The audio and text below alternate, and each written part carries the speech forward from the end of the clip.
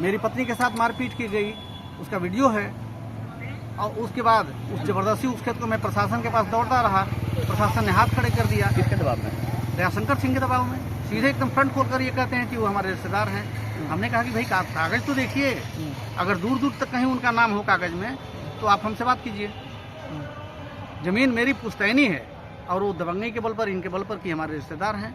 क्या इसकी जानकारी आपने पार्टी के आला अधिकारियों को दिया? मैंने जिलाध्यक्ष को भी बताया, प्रदेश अध्यक्ष को भी बताया, क्षेत्रीय अध्यक्ष को भी बताया। कहीं से मेरे साथ कोई सहयोग नहीं हो रहा है। उपेंद्र तिवारी जिस दिन मैं आमरण अनशन पर बैठा था, 2 तारीख को मैंने ज्ञापन दिया कि 5 तारीख तक अगर समस्या नहीं हल हुई तो 6 तारीख से आमरण अनशन शुरू करूंगा। 6 तारीख को मैं आमरण अनशन पर बैठा। 7 तारीख को उपेंद्र तिवारी का फ़ोन आया। मैंने यही कहा कि नेताजी 40 वर्ष पार्टी का झंडा ढोने का परिणाम यही है कि आज पूरी पार्टी हमसे किनारा कर ली है। और एक दलाल जो कि पूरे जनपद में, सांसद ने 2 बार फ़ोन किया, वीरेंद्र सिंह मस्त ने 2 बार एसडीएम को फ़ोन किया, उसके बाद भी उस पर कोई कार्रवाई नहीं हुई। कोई मंत्री भारी है क्या? अब एक मंत्री सांसद के ऊपर भारी पड़ गया। बहुत ताज्जुब होता है। मेरे जैसे कार्यकर्ता पूरे जनपद में यह संदेश जा रहा है। आपको अनशन क्यों बैठना पड़ा? इसलिए कि जब प्रशासन कोई सुनवाई नहीं कर रहा है, तहसील दिवस पर देने का कोई मतलब नहीं है, थाने दिवस पर देने का कोई मतलब नहीं है, प्रशासन के पास जाने का कोई सुनवाई नहीं हो रही है। मेरे पास, मैं लोकतांत्रिक व्यक्ति हूँ और उसी पर बहुत कष्ट होता है। ऐसी स्थिति सपा सरकार में भी हमारे साथ उस तरह का तांडव नहीं हुआ जिस तरह का तांडव आज भाजपा की सरकार कह रही है कि अवैध जमीनों पर जो अतिक्रमण हुआ है उस पर मुकदमा कायम किया जाए। जिला प्रशासन मुकदमा कायम करने की जगह पर हमको धमकी देता है। हमारे साथ इस तरह का व्यवहार होता है। अब आपका क्या है, आगे क्या करें? क्या मांगे हैं आप? हमारी जमीन पर जो अवैध कब्जा किया गया है उनके खिलाफ मुकदमा कायम हो, हमारी जमीन को कब्जा मुक्त कराया जाए। ग्राम समाज की जो जमीन वो जोत रहे हैं उस ग्राम समाज की जमीन को खाली कराया जाए, उनके ऊपर मुकदमा कायम किया जाए। प्रशासन एकदम हाथ खड़े कर दे रहा है दयाशंकर और धर्मेंद्र के दबाव में। धर्मेंद्र कौन है? धर्मेंद्र दयाशंकर के छोटे भाई हैं जो उनके प्रतिनिधि के रूप में यहाँ पर काम करते हैं।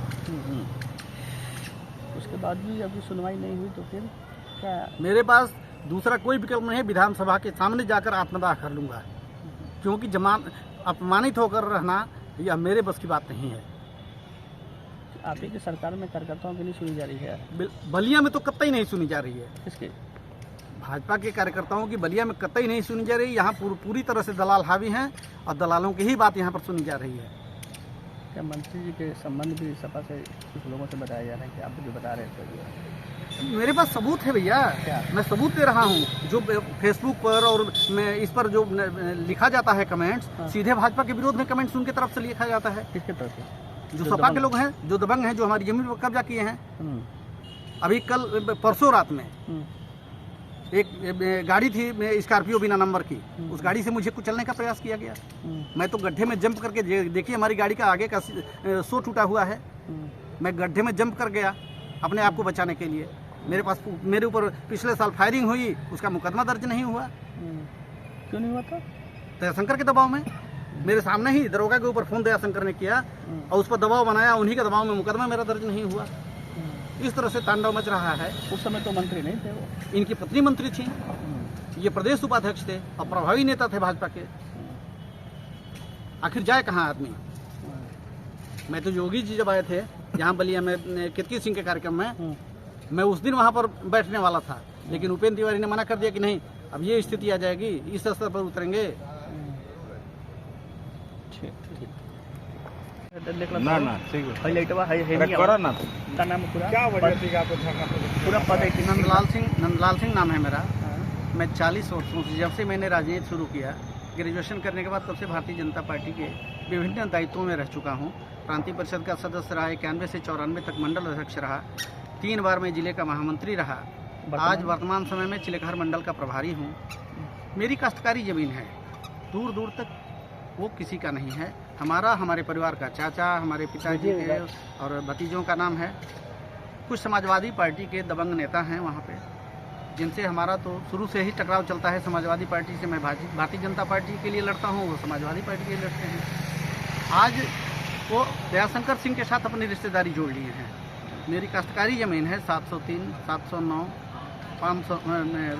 509, ये 3 साल से मैं इसकी लड़ाई लड़ रहा हूँ। 3 बार मैंने संपूर्ण समाधान दिवस पर दिया, थाना दिवस पर दिया, कोई सुनवाई नहीं होती है। एक बार राजेश यादव एसडीएम थे, उन्होंने फोर्स भेजकर उस जगह